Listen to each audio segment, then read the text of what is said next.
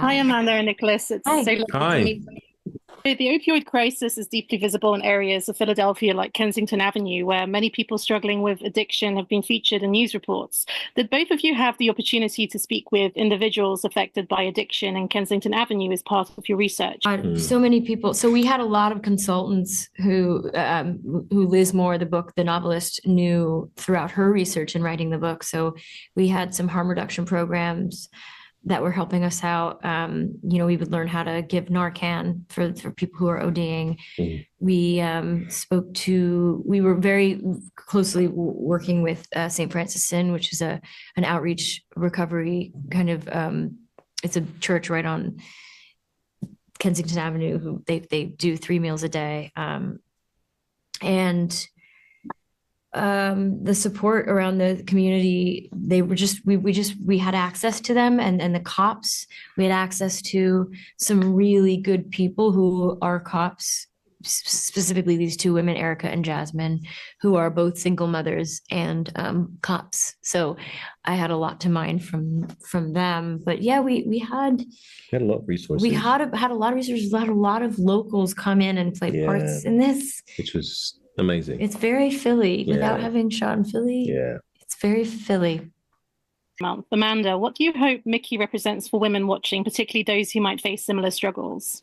Oh God, I mean, everybody feels less alone when they see someone like them, and it's really important for me as an audience and as an actor to see women and portray women who are real, and that gives who can give insight, but also like help people relate and help people feel less alone. And I think there are a lot of single mothers out there who are working their asses off to keep food on the table, and who are living in places that where there's just struggle everywhere, and living day to day. And I honestly feel like sometimes it feels impossible. And I think Mickey really, hit a wall a lot, especially because she can't find her sister, the person she's supposed to be protecting. And she just feels completely useless at times and frustrated. And it's just that's the way it is. But there's always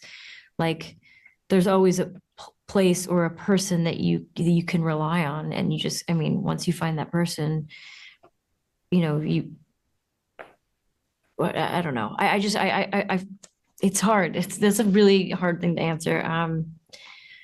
It just makes us feel less alone when we portray real people. And I think as in Women's History Month, I just feel like, we're all still here because of women in like many, many ways. And like, let's see. And I think it's like important to remember that like women can do anything. They can be cops, they can investigate, they can drive trucks, they can For discussing the portrayal of women. I mean, since Mean Girls and Mamma Mia, you're known for very iconic female characters. They're in very light-hearted and humorous roles. And this is obviously a more dramatic and very serious role. Are you, as an actor, gravitating more towards darker or more dramatic roles now in comparison to no roles you've I done?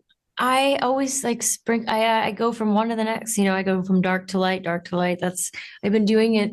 I've been deliberate about that since I was in Mean Girls. I would go from dramatic to comedic to love story to back to dramatic, and I've done some of the darkest shit I've done was when in my 20s, and every once in a while you just gotta you see an opportunity and you're like, I got to tell the story for my sake, for the sake of people who might get something out of this. And I think a lot of people are going to get something out of this, but it's also a big responsibility. But I'm proud. I'm proud of it. But yeah, now I just finished a dark, slightly comedic thing that was just wacky. So now I'm ready for like the darkness again. Nice. Bring me back to the dark. Nicholas, your character's dynamic with Mickey seems pivotal. How would you describe the relationship and what was it like working with Amanda? First of all, working with Amanda was amazing. It was safe, it was comfortable, it was everything I needed it to be able to play the Truman that I wanted to play. And he's a fantastic character. He has a lot of empathy and a lot of heart. And you think there's going to be a twist. You think there's something not going to be quite right about him, but he's consistent in Mickey's life. He's the person that Mickey needed from the beginning, but showed up near the end. And it was lovely trying to find and really play with those aspects of him and try and bring those to life. And it was great having someone who was leading the show that was offering me a safe place to do that. I grew up here. Went to elementary school down the street. And so did a lot of the girls working the avenue today. These women are good people. The men, they're a different story. It's our job to protect them.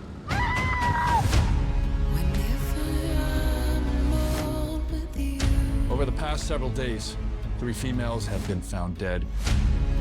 I'm worried about you. There's a killer on the loose, Mickey. Looks like someone's going after these girls. Then they have to know to watch their backs. Why are you looking into this? You're a patrol cop, not a detective.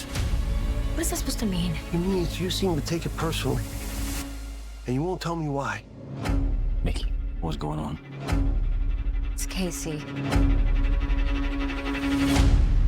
I will always love. Casey's been gone for too long this time. Think that something might have happened to her. Casey's always missing. That's what she does. I don't know why you keep letting that girl in. She got in a car with a John about a month ago. I haven't seen her since. I saw a red pickup truck outside of my house. You think he's following you? Mom, I'm scared. You stay away from me. Wait, you know him? Yeah, I know him. You know him too. She's still out there. This thing is far bigger than we thought. Mickey, don't go in! You gotta let it go. I'll let it go when I find her.